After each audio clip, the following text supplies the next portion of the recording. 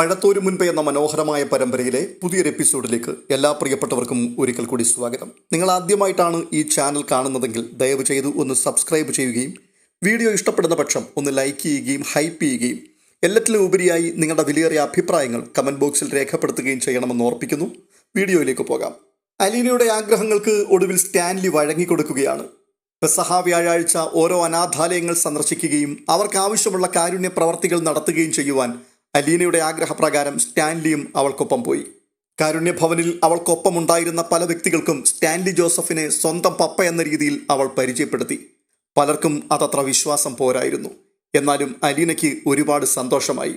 അവിടെ എത്തി അവർക്ക് നന്മ ചെയ്തു എന്നുള്ളതിനേക്കാൾ ഉപരി സ്റ്റാൻലി തൻ്റെ കൂടെ ഉണ്ടായിരുന്നു എന്നുള്ളതാണ് അലീനയെ ഏറ്റവും അധികം സന്തോഷിപ്പിച്ച കാര്യം. രാത്രി വരെയോളം യാത്ര തുടർന്നു. ഒടുവിൽ സ്റ്റാൻലി ക്ഷീണിതനായി എന്ന് കണ്ടപ്പോൾ അലീന അദ്ദേഹത്തെയും കൂട്ടിക്കൊണ്ട് കുളത്തുപുഴയിലേക്ക് മടങ്ങിപ്പോയി. ദുഃഖവെള്ളിയാഴ്ച കഴിഞ്ഞു. ശനിയാഴ്ച ബ്രേക്ക്ഫാസ്റ്റിനിരുന്നപ്പോൾ ഔതക്കുട്ടിച്ചായൻ സ്റ്റാൻലിയോട് പറയുകയാണ്, ലാലിച്ച, നീ നിന്റെ മോളുടെ കാര്യങ്ങളൊക്കെ സാധിച്ചു കൊടുത്തു. നിന്റെ അപ്പന് യാതൊരു വിലയുമില്ല അല്ലേ? അപ്പച്ചന് വിലയില്ലെന്ന് ആര് പറഞ്ഞു? എടാ, ഉണ്ടായിരുന്നെങ്കിൽ നീ എൻ്റെ ആഗ്രഹം സാധിച്ചു തരുമായിരുന്നില്ലേ? ഓ, പുനലൂർ ഈസ്റ്റർ ആഘോഷിക്കുന്ന കാര്യം അത് അപ്പച്ചൻ വിട്ടില്ല ഇതുവരെ. എടാ, അടുത്ത കൊല്ലം ഞാൻ ഇല്ലെങ്കിൽ നീ ഇരുന്ന് ഓർക്കും അപ്പച്ചൻ്റെ ആശ നടത്തി കൊടുക്കേണ്ടതായിരുന്നുവെന്ന്. മക്കൾ അപ്പന്മാരുടെ വില മനസ്സിലാക്കി വരുമ്പോഴേക്കും അവർ ഈ ലോകം വിട്ടുപോയി കഴിഞ്ഞിരിക്കും. അങ്ങനെ ആ പതിവ് ഇനിയിപ്പോൾ നീ ആയിട്ട് ആ പതിവ് തെറ്റിക്കണ്ട. സ്റ്റാൻലി ഒന്നും വേണ്ടിയില്ല. ബ്രേക്ക്ഫാസ്റ്റ് കഴിഞ്ഞ് മുറിയിലെത്തിയ ശേഷം അയാൾ അലീനയെ വിളിച്ചു പറഞ്ഞു, നീ ചെന്ന് അപ്പച്ചനോട് പറ പുനലൂർക്ക് പോകാമെന്ന്. ഇത്തവണ കൊട്ടാരമറ്റം തറവാട്ടിൽ വെച്ച് ഈസ്റ്റർ ആഘോഷിച്ചില്ല എന്നുള്ള പരാതി അതിനി വേണ്ട. നേരാണോ അപ്പാ? അപ്പോൾ നമ്മളോ? നമ്മളോടും കൂടിയാ പറഞ്ഞത്. ചിന്നമ്മയില്ലാതെ കിളവൻ ഇവിടുന്ന് പോകുമോ പുനലൂർക്ക്? അലീനയ്ക്ക് ചിരി വന്നു. ഈ പപ്പയുടെ ഒരു കാര്യം ചിലപ്പോൾ ഒരു പിടിയും കിട്ടത്തില്ല പപ്പ സംസാരിക്കുന്നത്. അലീന ആഹ്ലാദത്തോടെ ഓടിപ്പോകുന്നത് നോക്കി സ്റ്റാൻലി ചെറു ചിരിയോടെ അങ്ങനെ നിന്നു. അലീന ഔതക്കുട്ടിച്ചായൻ്റെ മുമ്പിൽ ചെന്ന് ഒരു വിളംബരം അങ്ങ് നടത്തി. ഈ വർഷത്തെ ഈസ്റ്റർ മഹാമഹം പുനലൂർ കൊട്ടാരമറ്റം തറവാട്ടിൽ വെച്ച് പൂർവാധികം ഭംഗിയായി കൊണ്ടാടുവാൻ തീരുമാനിച്ചിരിക്കുന്നു. ഇത് റിട്ടയർഡ് ലഫ്റ്റനന്റ് കേണൽ സ്റ്റാൻലി ജോസഫിന്റെ ഓർഡർ. കൊട്ടാരമറ്റത്തിൽ ഔതക്കുട്ടിച്ചായൻ എത്രയും വേഗം സ്ഥലം വിടുവാൻ ഒരുങ്ങിക്കൊള്ളേണ്ടതാണ്. ഔതക്കുട്ടിച്ചായൻ കണ്ണുമിഴിച്ചു നിൽക്കെ അവൾ തൻ്റെ മുറിയിലേക്ക് ഒരൊറ്റ ഓട്ടമായിരുന്നു.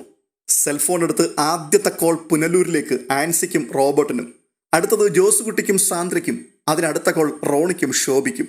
എല്ലായിടത്തേക്കും ഒരേ പല്ലവി തന്നെ ആവർത്തിച്ചു. വിവരമറിയിച്ച ശേഷം അവൾ പോകുവാനുള്ള ഒരുക്കം തുടങ്ങി. 2 മണിക്കൂറിനുള്ളിൽ വീട് പൂട്ടി ആൻ്റപ്പനെ താക്കോലേൽപ്പിച്ച് സ്റ്റാൻലിയും ഔതക്കുട്ടിച്ചായനും അലീനയും ഇറങ്ങി. കാറിലിരിക്കുമ്പോൾ അലീന ഔതക്കുട്ടിച്ചായനോട് പറയുകയാണ്, ഇപ്രാവശ്യം തിരികെ വരുമ്പോൾ ഷെറിൻ ആൻറ്റിയെ കൂടെ കൊണ്ടുവരണം കുളത്തുപുഴയ്ക്ക്. ഔതക്കുട്ടിച്ചായൻ ഒരു ചെറിയ ഞെട്ടലോടെ അലീനയുടെ മുഖത്തേക്ക് നോക്കി. അയാളുടെ ആ നരച്ച പുരികം വളഞ്ഞിരുന്നു. അയാൾ ചോദിക്കുകയാണ്, അതെന്തിനാണ് കുളത്തുപുഴ അവളെ കൂട്ടിക്കൊണ്ടുപോകുന്നത്? എനിക്കൊരു കൂട്ടു വേണം വല്യപ്പച്ച. ഷെറിൻ ആൻറ്റിക്കും ഒരു കൂട്ടു വേണം. ആൽബിൻ റോബിയും സമ്മതിക്കുമോന്ന് എനിക്ക് തോന്നുന്നില്ല. അവരെക്കാളും അധികാരവും അവകാശവുമുള്ള 2 പേരുണ്ടല്ലോ, എൻ്റെ പപ്പയും വല്യപ്പച്ചനും. അങ്ങനെയുള്ളപ്പോൾ തലയിരിക്കുമ്പോൾ വാലാടേണ്ട കാര്യമില്ലല്ലോ. ഔതക്കുട്ടിച്ചായൻ മൗനമായി കേട്ടുകൊണ്ടിരുന്നു. തുടർന്ന് കാണുന്നത് കൊട്ടാരമറ്റം വീടിൻ്റെ ഗേറ്റാണ്. റബ്ബർ ഇലകളും റബ്ബർ കായകളും വീണു മൂടിയ പാത, ചരൽ വിരിച്ച മുറ്റം, മുറ്റത്തുകൂടി ഓടി വരുന്ന കുട്ടികൾ. അത് ജോൺ പോളും ദിയാമോളുമായിരുന്നു. റോബർട്ടും ആൻസിയും സിറ്റൗട്ടിലുണ്ട്. കാർ നിർത്തുവാൻ ആംഗ്യം കാട്ടിക്കൊണ്ട് ജോൺ പോൾ കാറിൻ്റെ മുന്നിലേക്ക് ഓടി. സ്റ്റാൻലി കാർ നിർത്തിയതും ദിയാമോൾ ഡോറിൽ വന്ന് അലച്ച് തട്ടി വിളിക്കുവാൻ തുടങ്ങി. അലീന ഡോർ തുറന്നിറങ്ങിയതും ജോൺ പോൾ ഇരു കൈയും വിടർത്തിപ്പിടിച്ച് അവളുടെ ദേഹത്തേക്ക് പാഞ്ഞു വീണു. അലീന അവനെ പൊക്കിയെടുത്ത് വട്ടം കറക്കി ഒരു ഉമ്മയും കൊടുത്ത് താഴെ നിർത്തുവാൻ ശ്രമിച്ചു. എന്നിട്ട് വേണം അവൾക്ക് ദിയാമോളെ എടുക്കുവാൻ. പക്ഷെ ജോൺ പോൾ താഴെ ഇറങ്ങാതെ അലീനയുടെ കഴുത്തിൽ കൈ ചുറ്റി അള്ളിപ്പിടിച്ചിരിക്കുകയാണ്. സിറ്റൗട്ടിൽ നിന്ന് റോബർട്ടിന്റെ ഉഗ്രശാസന വേണ്ടി വന്നു അവൻ പിടുത്തം വിടാൻ. അടുത്തത് ദിയാമോളുടെ ഊഴമായിരുന്നു. അത് കണ്ടുകൊണ്ട് ആൻസി അതിശയത്തോടെ തൻ്റെ ഭർത്താവിനോട് പറയുകയാണ്, പിള്ളേരുടെ ഒരു സ്നേഹം കണ്ടോ? ഈ സമയത്ത് ആൻറ്റി വന്നേ, അലീന ആൻറ്റി വീണ്ടും വന്നേ എന്ന് ആരോടൊന്നില്ലാതെ പറഞ്ഞുകൊണ്ട് ജോൺ പോൾ ഓരോ മുറിക്കുള്ളിലൂടെയും അങ്ങോട്ടും ഇങ്ങോട്ടും ഓടിക്കൊണ്ടേയിരുന്നു. അവന് ആഹ്ലാദം അടക്കുവാൻ കഴിയുന്നില്ല. റോബർട്ടിനോടും ആൻസിയോടും മറിയക്കുട്ടിയോടും കുശലാന്വേഷണം നടത്തിയ ശേഷം അലീന ഷെറിൻ്റെ മുറിയിലേക്ക് ചെന്നു. ഷെറിൻ മേശയ്ക്ക് മുമ്പിൽ നിന്ന് ഒരു ആൽബം മറിച്ചു നോക്കുകയായിരുന്നു. ആരുടെയോ കാൽപ്പെരുമാറ്റം കേട്ടതും അവളത് പുറകിൽ മറച്ചു പിടിച്ചു. അലീന ചോദിക്കുക, ആൻറ്റി എന്ത് ചെയ്യുക? ഒന്നും ചെയ്യുന്നില്ല എന്ന മട്ടിൽ അവൾ തല വെട്ടിച്ചു. അല്ല, എന്നെ കണ്ടപ്പോൾ എന്താ ഒളിച്ചു പിടിച്ചത്? ഒന്നുമില്ല. എന്തോ ഒന്നും ഞാൻ കണ്ടല്ലോ. ഇല്ല. ശരി, ഞാൻ കണ്ടില്ല, സമ്മതിച്ചു. തുടർന്ന് അലീന ഷെറിൻ്റെ അടുത്തേക്ക് ചെന്നു. എന്നിട്ട് ചോദിക്കുകയാണ്, സുഖാണോ റാണി ആൻറ്റിക്ക്? പൊടുന്നനെ ഷെറിൻ പിന്നിൽ നിന്ന് കൈ വലിച്ചെടുത്ത് കയ്യിലിരുന്ന ആൽബം കൊണ്ട് അലീനയുടെ തലയ്ക്ക് തന്നെ ഒരൊറ്റ അടി. ഒട്ടും പ്രതീക്ഷിക്കാത്ത ഒരാക്രമണമായിരുന്നതിനാൽ അലീന ഞെട്ടിപ്പോയി. അടിക്ക് നല്ല ശക്തിയുമുണ്ടായിരുന്നു. അവളുടെ പ്രജ്ഞ മങ്ങുകയും കണ്ണു നിറയുകയും ചെയ്തു. എല്ലാം 3-4 നിമിഷം കൊണ്ട് കഴിഞ്ഞു. ഷെറിന്റെ ചൂണ്ടുവിരൽ അലീനയുടെ മുഖത്തിന് നേരെ നീണ്ടു നിന്നു. അവൾ ആക്രോശിക്കുകയാണ്. കള്ളി, നുണച്ചി, എൻ്റെ മോളെ കാട്ടിത്തരാമെന്ന് പറഞ്ഞിട്ട് എവിടെ പോയി നീ? അലീനയ്ക്കത് കേട്ടപ്പോൾ സങ്കടമായി. അലീന അവളുടെ ചൂണ്ടിയ വിരലിൽ പിടിച്ചു, മറ്റേ കൈയുടെ തോളിലും. ഇതിനാണോ എന്നെ അടിച്ചത്? ഇതിന് തന്നെയാ. അടിച്ചപ്പോൾ എന്നോടുള്ള ദേഷ്യം തീർന്നോ? ഇല്ല, ഇനിയും ദേഷ്യമുണ്ട്. എന്നാൽ ഇനി അടിച്ചു, ദേഷ്യം തീരുന്നതുവരെ അടിച്ചു. ഷെറിൻ വീണ്ടും അടിക്കുവാൻ കൈയോങ്ങി. അലീന നിർനിമേഷം നിന്നുകൊടുത്തു. അപ്പോൾ ഷെറിൻ, അല്ലെങ്കിൽ വേണ്ട, അടിക്കുന്നില്ല. പെട്ടെന്ന് അവൾ കൈ താഴ്ത്തി. അടിച്ചു, ദേഷ്യം തീരട്ടെ. എത്ര അടിച്ചാലും ദേഷ്യം തീരില്ല. എന്നെ പറ്റിച്ചില്ലേ നീ? എൻ്റെ മോളെ കൊണ്ട് തരുമെന്ന് പറഞ്ഞിട്ട് എവിടെ കൊണ്ടുവന്നോ? അയ്യോ റാണി ആൻറ്റി, 1-2 ആഴ്ച കൊണ്ട് നടക്കുന്ന കാര്യമാണോ ഇത്? മോളെ എവിടെയാണെന്ന് കണ്ടുപിടിക്കണമെങ്കിൽ സമയം വേണ്ടേ? അല്ലെങ്കിൽ റാണി ആൻറ്റി പറഞ്ഞു തരണം മോളെ ഏത് ഓർഫനേജിലായിരുന്നുവെന്ന്. ഷെറിൻ വിഷാദത്തോടെ പറയുകയാണ്. അറിയില്ല എനിക്ക് എവിടെയാണെന്ന്. സാരമില്ല, നമുക്ക് കണ്ടുപിടിക്കാം കേട്ടോ. അലീന അവളുടെ തോളത്തുകൂടി കൈയിട്ട് മെല്ലെ നടത്തി കട്ടിലിൽ കൊണ്ടു ചെന്നിരുത്തി. അവളുടെ കയ്യിലിരുന്ന ഫോട്ടോ ആൽബം നോക്കിക്കൊണ്ട് ചോദിച്ചു, ഇതേതാണ് ഈ ആൽബം? എന്നെ കാണിക്കുവോ? കാണിക്കാം, പക്ഷെ ആരോട് പറയരുത്. അയ്യോ, പറഞ്ഞാലെന്താ? പറയുവോ? ഇല്ല, പറയില്ല. ഡയറിയുടെ വലിപ്പത്തിലുള്ള ആൽബം ഷെറിൻ തുറന്നു കാണിച്ചു. അവൾ പഠിച്ചുകൊണ്ടിരുന്ന കാലത്തെ ഫോട്ടോഗ്രാഫുകളായിരുന്നു അതിലടക്കം ചെയ്തിരുന്നത്. കുട്ടിക്കാലത്തെ ചില പടങ്ങൾ, സ്കൂളിൽ പഠിച്ചുകൊണ്ടിരുന്നപ്പോഴത്തെ ചില ചിത്രങ്ങൾ, കോളേജ് വിദ്യാഭ്യാസ കാലത്ത് കൂട്ടുകാരുമൊത്തുള്ള ചില ഗ്രൂപ്പ് ഫോട്ടോകൾ. എന്നാൽ പിന്നീടുള്ള പേജുകളിൽ കണ്ട ചില ചിത്രങ്ങൾ അലീനയെ ആശ്ചര്യപ്പെടുത്തി. അവയെല്ലാം ജിജോമോൻ്റെ ഫോട്ടോഗ്രാഫുകളായിരുന്നു. അലീന മാമച്ചൻ്റെ വീട്ടിൽ വെച്ച് ജിജോമോൻ്റെ ഫോട്ടോ ധാരാളം കണ്ടിട്ടുള്ളതിനാൽ അവ പെട്ടെന്ന് തിരിച്ചറിയുവാൻ കഴിഞ്ഞു. ജിജോയും ഷെറിനും കൂടി നിൽക്കുന്ന ചില പടങ്ങളും ഉണ്ടായിരുന്നു അതിൽ.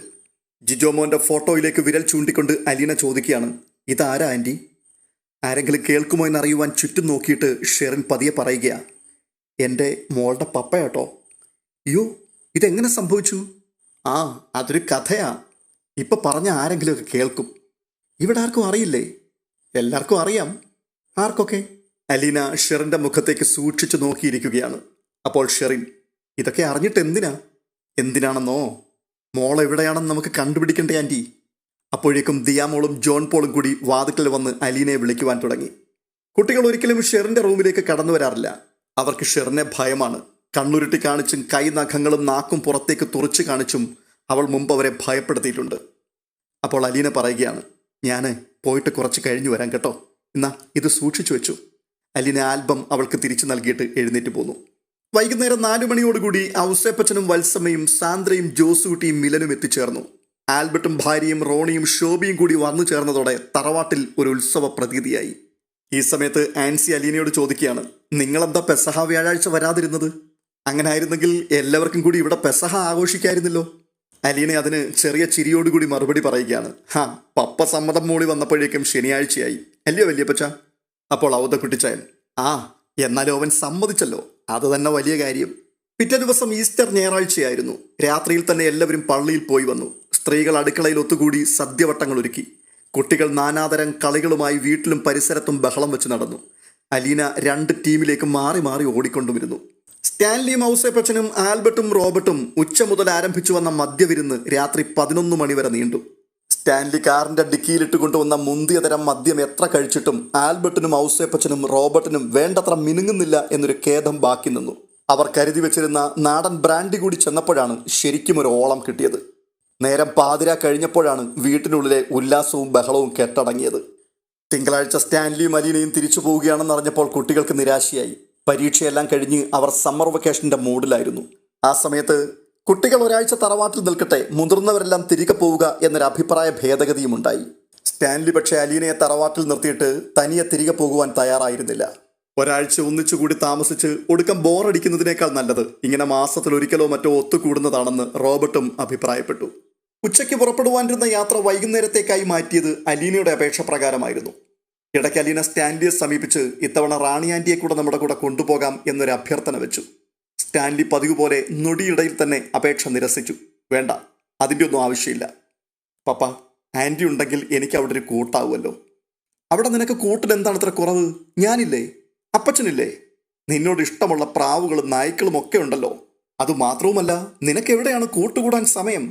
സമയമൊക്കെ ഞാൻ ഉണ്ടാക്കിക്കൊള്ളാം പപ്പ. അലീന, പറയുന്നത് കേൾക്ക്. അവളൊരു മനോരോഗിയാണ്. മരുന്ന് കഴിച്ചുകൊണ്ടിരിക്കുകയാണ്. ചിലപ്പോൾ അവൾ വയലന്റ് ആവും. കൂടെ കൂടെ ഹോസ്പിറ്റലിൽ കൊണ്ടുപോവുകയോ അവളെ ചികിത്സിക്കുന്ന ഡോക്ടറുമായി കൺസൾട്ട് ചെയ്യുകയോ ഒക്കെ ചെയ്യേണ്ടി വരും. എനിക്ക് അതിനൊന്നും സമയമില്ല. തന്നെയുമല്ല, നിനക്ക് ഈ ഉത്തരവാദിത്വമൊക്കെ ഏറ്റെടുക്കാൻ സാധിക്കുമോ? പപ്പ സഹായിച്ചില്ലെങ്കിൽ വല്യപ്പച്ചനുണ്ടല്ലോ നമ്മുടെ കൂടെ. ആ കൊള്ളാം. ഇവിടെ നിന്നുകൊണ്ട് അവളുടെ കാര്യങ്ങൾ ശ്രദ്ധിക്കേണ്ട അപ്പച്ചൻ കുളത്തുപുഴയിൽ വന്ന് താമസിക്കുകയാണ്. അത്രയ്ക്കുണ്ട് അപ്പച്ചന്റെ ചുമതലാബോധം. പപ്പയ്ക്ക് റാണി ആന്റിയുടെ കാര്യത്തിൽ ഒരു ഉത്തരവാദിത്വമില്ലേ? എനിക്കെന്ത് ഉത്തരവാദിത്വം? ഞാനല്ല ഇതൊന്നും വരുത്തി വെച്ചത്. അപ്പച്ചനും എൻ്റെ അനുജന്മാരും കൂടി ചേർന്ന് ചെയ്തു വെച്ചതാണ്. പിന്നെ അവളുടെ കയ്യിലിരിപ്പും. മാനസിക രോഗം ആരെങ്കിലും വരുത്തി വെക്കുന്നതാണോ പപ്പ? ഓരോരോ വിഷമങ്ങൾ താങ്ങാൻ കഴിയാതെ വരുമ്പോൾ മനസ്സിന്റെ സമനില തെറ്റിപ്പോകുന്നതല്ലേ? അലീന, നീ ആവശ്യമില്ലാതെ എന്നോട് തർക്കിക്കരുത്. ഇത് നമ്മുടെ പ്രശ്നമല്ലെന്ന് നീ ആദ്യം മനസ്സിലാക്കണം. എനിക്കതിൽ യാതൊരു പങ്കുമില്ല. ഇവളെ സംബന്ധിച്ച ഒരു കാര്യവും അപ്പച്ചനോ എൻ്റെ അനുജന്മാരോ ഒരിക്കലും എന്നെ അറിയിച്ചിട്ടില്ല. അവളുടെ കല്യാണം ഉറപ്പിച്ചിട്ട് എന്നെ ക്ഷണിച്ചു. ഞാൻ പോയി കല്യാണം കൂടി. അവിടെ തീർന്നു എല്ലാം. പപ്പ പ്ലീസ്, പപ്പ ഇങ്ങനെ കൈ കഴുകി ഒഴിഞ്ഞു മാറരുത്. ഒരാങ്ങളയ്ക്ക് അനുജത്തിമാരുടെ മേലുള്ള ഉത്തരവാദിത്തം ആരെങ്കിലും ഏൽപ്പിച്ചു തരേണ്ടതാണോ? അത് ജന്മന തന്നെ കിടപ്പുള്ളതല്ലേ? അല്ലെങ്കിൽ പിന്നെ കൂടപ്പിറപ്പുകൾ എന്നൊക്കെ പറയുന്നതിൽ എന്തർത്ഥമാണ് പപ്പ? പപ്പയുടെ അനുജത്തിക്ക് എന്ത് സംഭവിക്കുന്നു എന്ന് ആരും അറിയിച്ചില്ലെങ്കിലും പപ്പ തിരക്കി ചെല്ലണമായിരുന്നു. പപ്പയ്ക്ക് റാണി ആന്റിയെ പറ്റി ഒന്നും അറിയില്ലെങ്കിൽ ആ തെറ്റ് പപ്പയുടേത് തന്നെയാണ്. സ്റ്റാൻലിക്ക് പെട്ടെന്നൊരു ഉത്തരം കിട്ടിയില്ല. തൻ്റെ മകൾ തൻ്റെ മർമ്മത്ത് തന്നെയാണ് കുത്തിയിരിക്കുന്നതെന്ന് അയാൾക്ക് മനസ്സിലായി. ഒടുവിൽ അയാൾ പറയുകയാണ്, എനിക്ക് എൻ്റെ കാര്യങ്ങൾ ശ്രദ്ധിക്കാൻ തന്നെ സമയമില്ല. അങ്ങനെ ആരുടെയും കാര്യത്തിൽ ശ്രദ്ധയില്ലാത്ത പപ്പ ഇപ്പോൾ എൻ്റെ കാര്യങ്ങൾ നോക്കുന്നില്ലേ?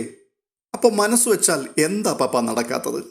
ഇതിപ്പോ നിന്റെ ആവശ്യം അപ്പച്ചനോ ഔസേപ്പച്ചനോ ആൽബർട്ടോ ഒന്നും സമ്മതിക്കുമെന്ന് എനിക്ക് തോന്നുന്നില്ല.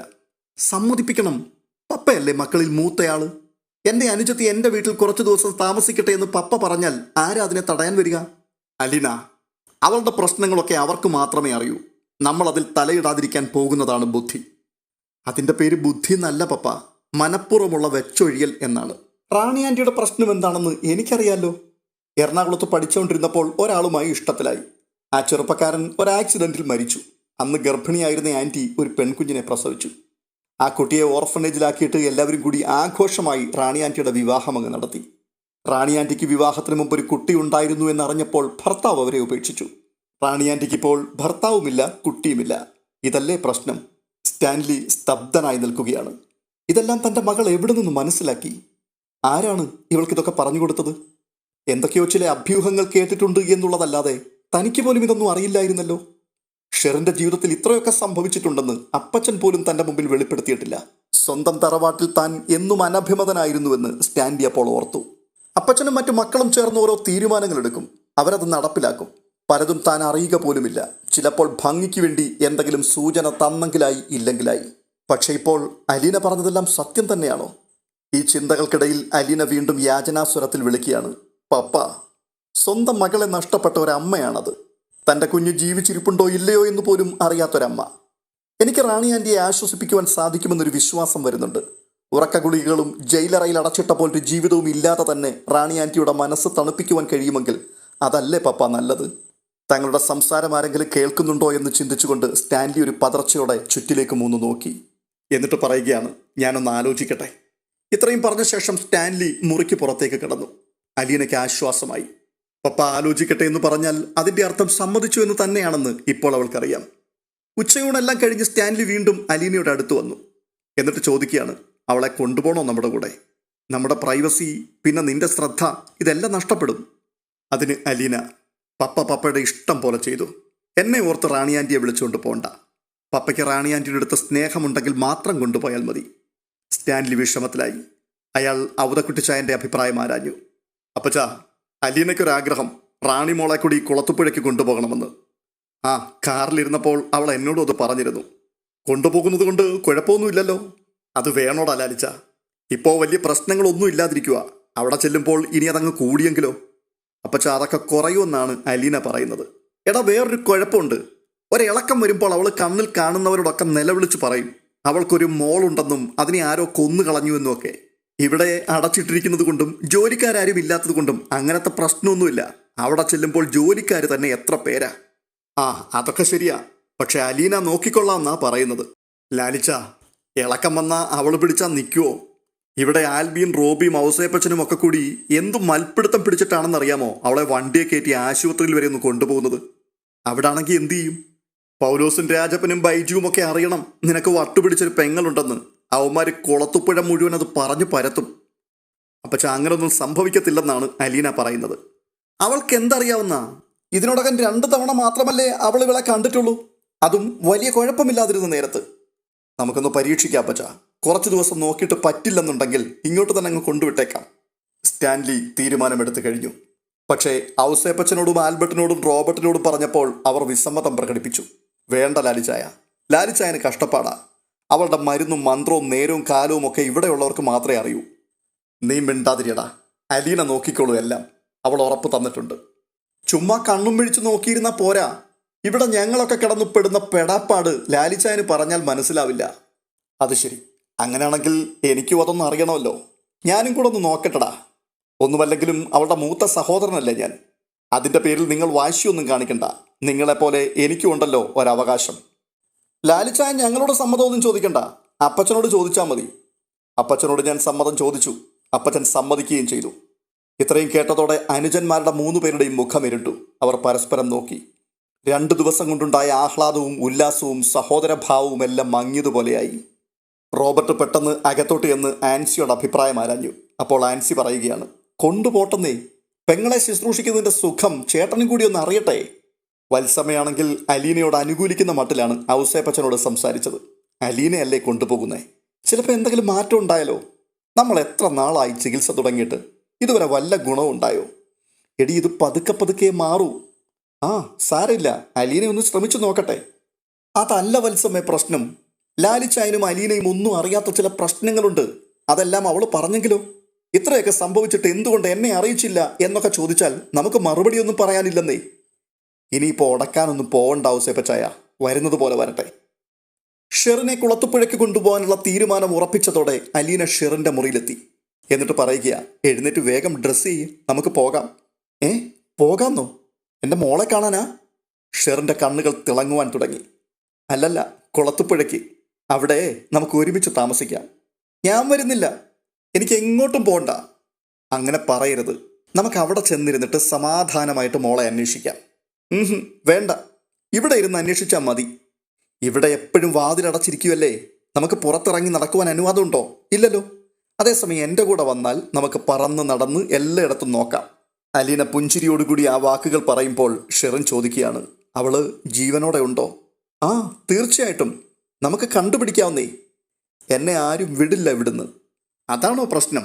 അത് സാരമില്ല, അനുവാദം എല്ലാം ഞാൻ മേടിച്ചിട്ടുണ്ട്. എഴുന്നേൽക്ക്, പോകാം. എനിക്ക് കുളിക്കണം. ആ കുളത്തുപുഴ ചെന്നിട്ട് കുളിക്കാം. എനിക്ക് ഇപ്പം കുളിക്കണം. ഷെറിൻ കെഞ്ചുകയാണ്. ഒടുവിൽ ഷെറിനെ കുളിക്കുവാൻ അനുവദിച്ചു. പക്ഷെ ഷെറിൻ കുളി കഴിഞ്ഞിറങ്ങി വരുവാൻ 1.5 മണിക്കൂർ എടുത്തു. വന്നപ്പോഴാകട്ടെ അവളുടെ മൂഡ് ആകെ മാറിപ്പോയി. ചിരിയില്ല, സംസാരമില്ല, നേരെ നോക്കുന്നു പോലുമില്ല. മുഖത്ത് വല്ലാത്തൊരു മ്ലാനത. എങ്കിലും അലീന പറഞ്ഞതെല്ലാം അവളൊരു സ്വപ്നാടനത്തിൽ എന്ന പോലെ അനുസരിച്ചു. ആൻസി വന്ന് ഷെറിൻ്റെ മരുന്നുകളെടുത്ത് അലീനയെ ഏൽപ്പിച്ചു. അവ കഴിക്കേണ്ട വിധവും പാലിക്കേണ്ട ചിട്ടകളും മനോരോഗത്തിൻ്റെ വിവിധ പ്രകടനങ്ങളിൽ പെരുമാറേണ്ട വിധങ്ങളും എല്ലാം വിശദീകരിച്ചു കൊടുത്തു. വൈകുന്നേരം 5:30 മണിയോടെ അവർ കുളത്തുപുഴയ്ക്ക് പുറപ്പെടുവാൻ തയ്യാറായി. അലീന എല്ലാവരോടും യാത്ര പറഞ്ഞു. ഷോബിയും റോണിയും ഇന്ന് തിരിച്ചു പോകുന്നില്ല. അവർ 2 ദിവസം കൂടി കഴിഞ്ഞിട്ടേ പോകുന്നുള്ളൂ. ജോസൂട്ടിയും സാന്ദ്രയും മിലനും ഇന്നുകൂടി തറവാട്ടിൽ നിന്നിട്ട് നാളെ പോകും. അലീന അവരെ എല്ലാവരെയും കുളത്തുപുഴയിലേക്ക് ക്ഷണിച്ചു. അവധിക്കാലമല്ലേ, നിങ്ങൾ അങ്ങോട്ടുകൂടി വാ, നമുക്കവിടെ 10 ദിവസം അടിച്ചുപൊളിച്ച് ആഘോഷിക്കാം. പെട്ടെന്ന് ജോൺ പോള്, വേണ്ട വേണ്ട, അവിടെ വന്നാലേ പട്ടി കടിക്കും. കുളത്തുപുഴയെക്കുറിച്ച് അവൻ അത്രേ അറിയൂ. അവിടെ ഭീമാകാരമായ നായ്ക്കളുണ്ട്. കഴിഞ്ഞ തവണത്തെ പോലെ ഇത്തവണയും അവരെ യാത്ര അയക്കുവാൻ എല്ലാവരും സിറ്റൗട്ടിലെത്തിയിരുന്നു.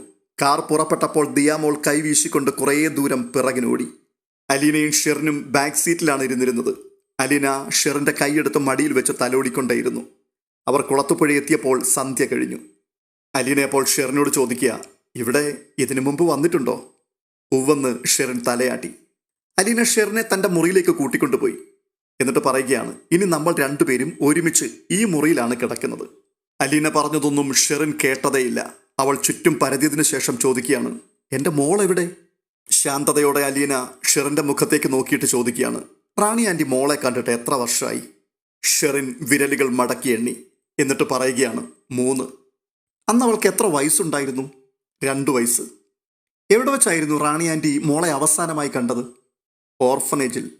അപ്പോൾ അലീന ആകാംക്ഷയോടെ ചോദിക്കുകയാണ്, ഏത് ഓർഫനേജിലായിരുന്നു എന്ന് റാണി ആൻറ്റി ഓർക്കുന്നുണ്ടോ? തിരുവനന്തപുരത്ത്. അത്രയും കേട്ടപ്പോഴേക്കും അലീന ഉദ്വേഗഭരിതയായി. തിരുവനന്തപുരത്തോ? തിരുവനന്തപുരത്ത് എവിടെ? ഷെറിൻ അലീനയുടെ മുഖത്തേക്ക് സംശയത്തോടെ നോക്കിക്കൊണ്ടേയിരിക്കുകയാണ്. മനസ്സിലുള്ളത് തുറന്നു പറയണോ പറയാതിരിക്കണോ എന്നൊരു ശങ്ക അവളെ അലട്ടുന്നുണ്ടെന്ന് അലീനയ്ക്ക് തോന്നി. അലീന പറയുകയാണ്, എന്നോട് ധൈര്യമായിട്ട് പറഞ്ഞു, എങ്കിലല്ലേ എനിക്ക് മോളെ കണ്ടുപിടിച്ചു തരാൻ പറ്റുള്ളൂ. ഷെറിൻ അങ്ങിങ്ങ് നോക്കിയിട്ട് പതിയെ പറയുകയാണ്, ശ്രീകാര്യം എന്നൊരു സ്ഥലത്തിനടുത്ത. ഓർഫനേജിന്റെ പേര് ലിറ്റിൽ ഫ്ലവർ എന്നാണ്. അലീനയ്ക്ക് ആ ഓർഫനേജ് എവിടെയായിരുന്നു എന്നറിയാമായിരുന്നു. മഴത്തോരും മുൻപേ എന്ന ഈ പരമ്പരയിൽ ദ്രുതഗതിയിൽ മാറ്റങ്ങൾ സംഭവിക്കുകയാണ്. വരുവാൻ പോകുന്ന ഗംഭീര ട്വിസ്റ്റുകൾക്കായി നമുക്കും കാത്തിരിക്കാം. ഈ വീഡിയോ നിങ്ങൾക്ക് ഇഷ്ടപ്പെട്ടിട്ടുണ്ടെങ്കിൽ ഒന്ന് ലൈക്ക് ചെയ്യുവാനും ഹൈപ്പ് ചെയ്യുവാനും ഒപ്പം നിങ്ങളുടെ വിലയേറിയ അഭിപ്രായങ്ങൾ കമൻറ്റുകളായി എഴുതുവാനും മറക്കരുത്. ഇതുവരെയും ഈ ചാനൽ സബ്സ്ക്രൈബ് ചെയ്യാത്തവർ ദയവ് ചെയ്ത് സബ്സ്ക്രൈബ് ചെയ്ത് കൂടെ കൂടുക. അടുത്ത വീഡിയോയിൽ വീണ്ടും കാണാം. അതുവരേക്കും ബൈ ബൈ.